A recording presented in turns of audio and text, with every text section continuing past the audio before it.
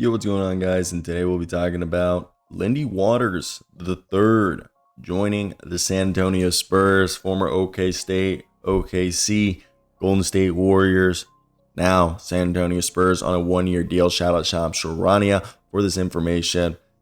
Before we start today's video, of course, I'd like to hear what you guys have to say down below in the comment section.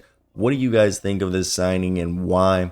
Now, this is a 6'6" shooter who I think personally perfect for this team.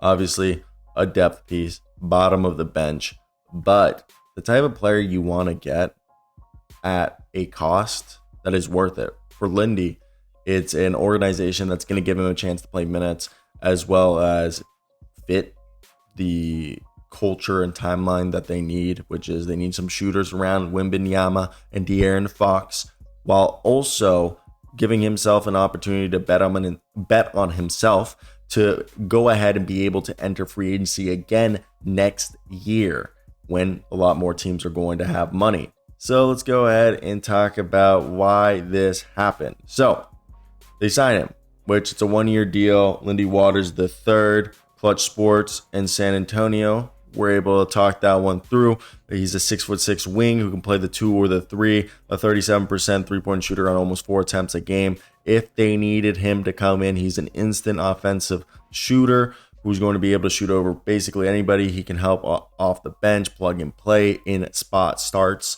And that's kind of what they brought him there, to help fill out the roster and play when needed. As you guys see, the current roster post-signing is De'Aaron Fox, Steph Castle, Devin Vassell, Harrison Barnes, Victor Wembanyama, Dylan Harper. I would assume Lindy Waters and Carter Bryant would duke out for minutes at that backup 2 spot. Keldon Johnson, Jeremy Sohan, Kelly Olynyk, and then you got yourself Jordan McLaughlin and David Jones-Garcia, Julian Champagnie. They have one more roster spot open for a non-two-way player, so a standard contract. And then Luke Cornett, which I really like their front court rotation. You would assume they probably go another forward, which could be a Harrison Ingram or somebody else that they previously had on the roster, or Riley Minix. So just keep an eye out for that. But either way, the team's roster looks good and functional, especially for a team that's going to be pushing the pace, a lot of defense, and a lot of three-point shots, it seems like, from this squad. So what is Waters' role? We said it before, it's to shoot threes whenever he comes out. They shot under 36%, the Spurs, as a unit. That's 10th worst in the NBA. They were able to put the shots up under Mitch Johnson, which clearly that's what Mitchie Boy wanted, but the efficiency lagged. And at times, Victor Wembanyama's shooting wasn't the best, but it did get better over time.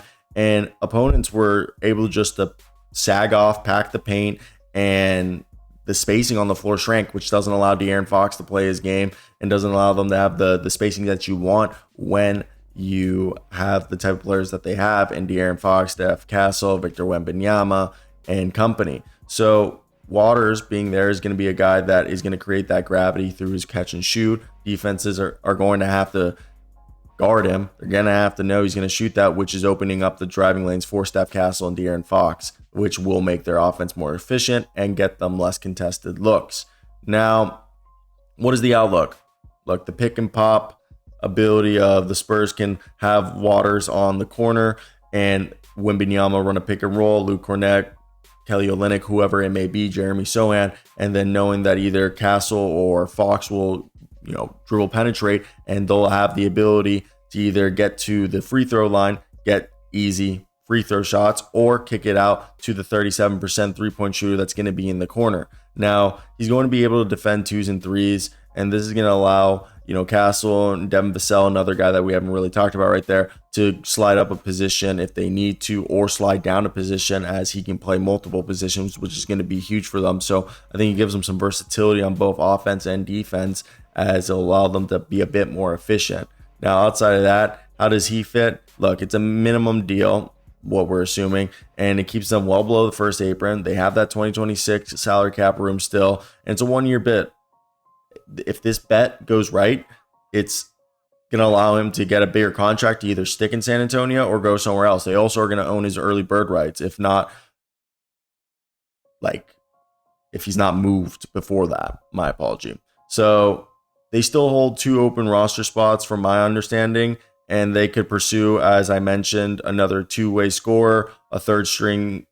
I wrote center, but I meant front court player because they already have a third string center. And then the Spurs get a reliable shooter, a locker room presence, and a guy who's played on multiple teams. He's a cheap flyer, and this is kind of the incremental buildup you want from a team that's budding into a hopeful contender. So that being said, I'd like to hear your guys' thoughts down below in the comment section. What do you guys think, and do you guys agree with me? I think this is a good signing. But that's basically going to be it for me, guys. Hope you guys did enjoy today's video. If you guys did, hit that like and subscribe button. It'll help out the channel a ton. And as I said, comment down below. I'd love to hear what you guys have to say. Take care, guys. Ciao.